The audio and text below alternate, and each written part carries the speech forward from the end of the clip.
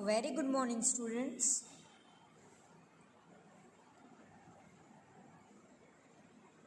હવે આપણે જે સમ કેલ્ક્યુલેટ કરશું that will be the common sum.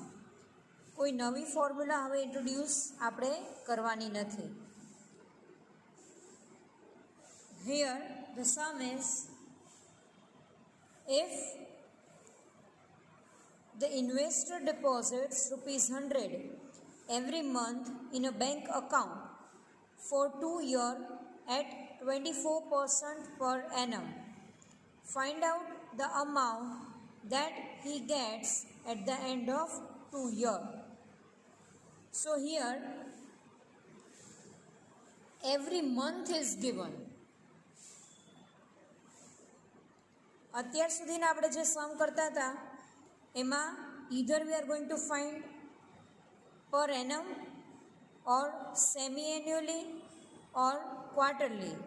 But in this particular sum, we are supposed to find for every month. एक nominal change છે જે rate અને n હશે number of years એ બંનેમાં change થશે. Here it is given that P is equal to 100, R is equal to 24% and N is equal to 2.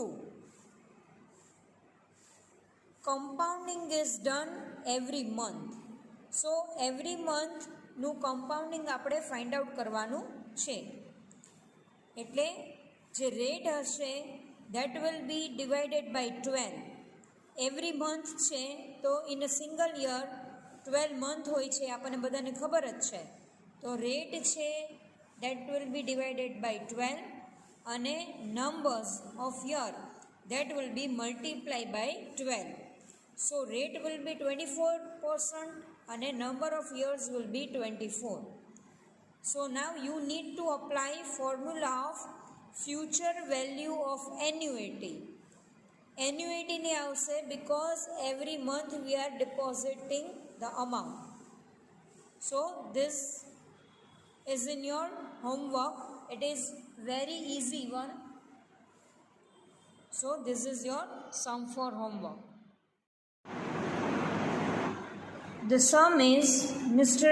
X invests ₹100 each year starting from the beginning of year 2012 to the beginning of year 2015.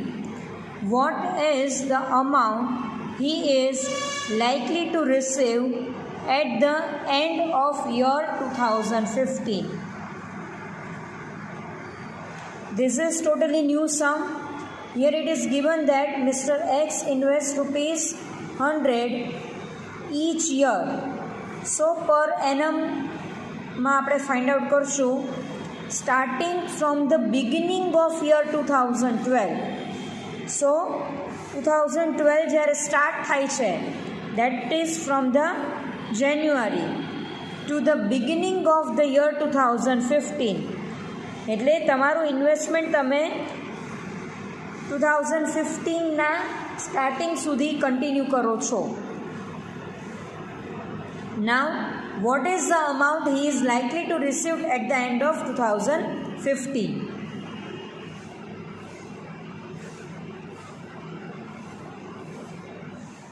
Again, one thing is missing.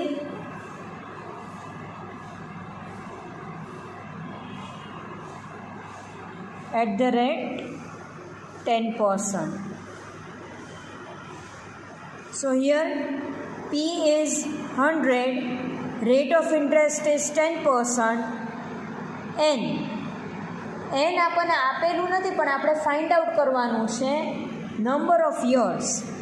So number of years will be from 2012 to 2015.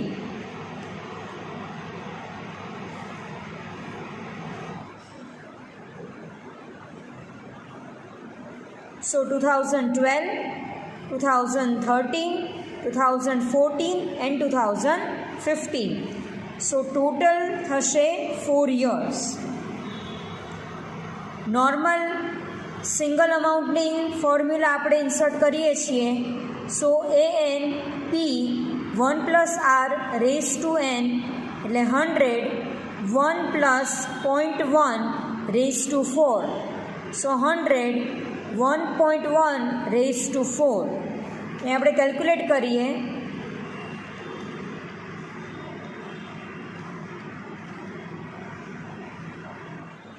1.4641. So AN 146.40.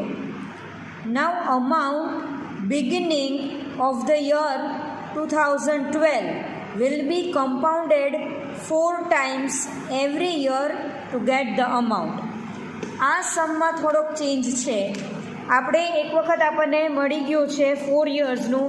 So that is not the final amount, because in the beginning of the year આવું જ્યારે આપણને mention કરેલું છે, એટલે આ જે આપણે find out કર્યું દેટ ઇઝ ફ્રોમ 2012.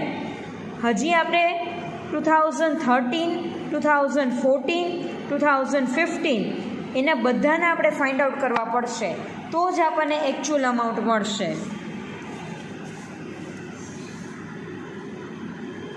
ટુ 2012 તમે તમારું ઇન્વેસ્ટમેન્ટ સ્ટાર્ટ કરો છો. So till 2015. So first and foremostly you are suppose to find the amount for 4 years. Then after 2012નું યર કમ્પ્લીટ થઈ જાય છે. દેન આફ્ટર 2013 ટિલ 2015 એટલે 13, 14 અને 15 again you are going to find for 3 years. Then after 2014, so 2014 and 2015. So from in 2014, so 2014 and 2015, so that is for the 2 years, and 2015 and 2015 that is for the single year. જ્યારે પણ સમમાં એવું mention કરે છે કે the investment starts in the beginning of the year and at the end of the year, so ત્યારે તમારે આવી રીતે ફાઇન્ડ આઉટ કરવું પડશે. આ 4 અમાઉન્ટ તમારે પહેલાં કેલ્ક્યુલેટ કરવાની છે. Then after the sum total. જ્યાં સુધી તમે સમ ટોટલ નહીં કરો ત્યાં સુધી તમને ટોટલ ઇન્વેસ્ટમેન્ટની અમાઉન્ટ મળશે નહીં. અગેન એક વખત આપણે એક્ઝામ્પલ પાછું હું રીડ કરું છું. That is year starting from the beginning of the year 2012 to the beginning of 2015.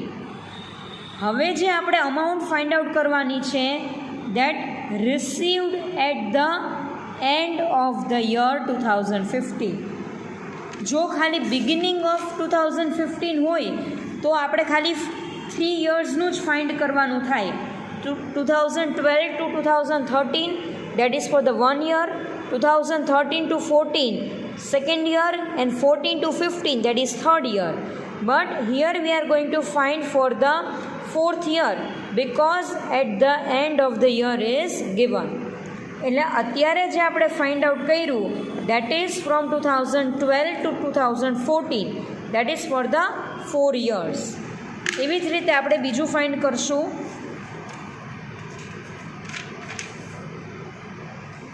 In the beginning of 2013 to 2015.